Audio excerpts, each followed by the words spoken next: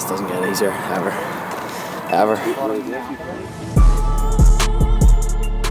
It's always tough work. Sprints they just never get easy. You know what I mean? And I think that's one of the keys to my cardio, why I sort of really don't get tired in fights or in training. It's this hard stuff. You know what I mean? It's sprints like these here that you're just nothing can emulate. Do you know what I mean? Nothing can emulate that fatigue that you get from these sprints. You know what I mean? After, as I say, the second or third rep of the first set, it doesn't matter how fit you are. Like if you're pushing yourself, which we always are, you're blowing out your hole. Do you know what I mean? You are gassed from the third rep, and you just have to control your breathing, control the lactate, control your stride, just to get through the rest of the reps. There's the thing about a fight that's sort of hard to emulate in training as well is it's the end of the first round. It's that lactate all over your body. It's your breathing. It's that sort of feeling that it's hard to sort of get in training because you're never going at fight pace, regardless of what training. You're never sparring 100% like a fight.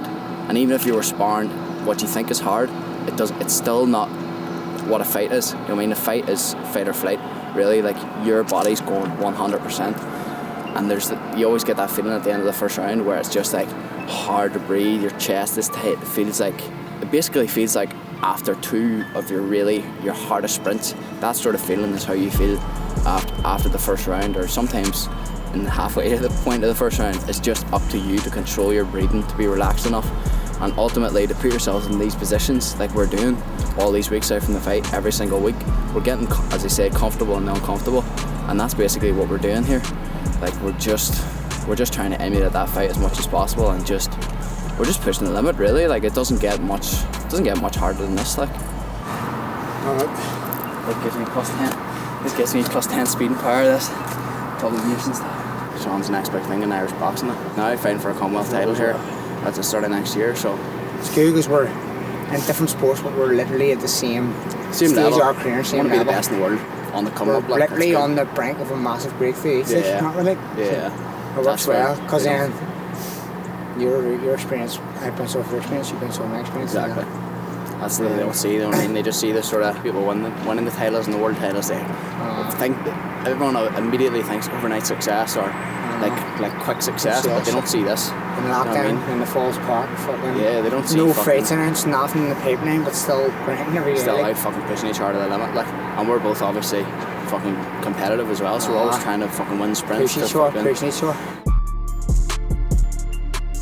Mark's obviously the man. Mark's fucking such a fucking coach. Like, he's so good. He's clued in, and he's always learning all the time for us. He's not like he's learning obviously for himself, but he doesn't just throw us in the deep end of something he's not fully aware of. He puts it into his own practice. This is how it feels. This is what it does. And he leads by example. So he does, Mark.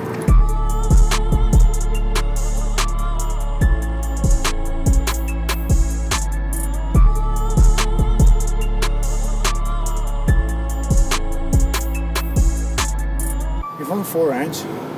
We've won 3 rounds. We've lost the 4th set.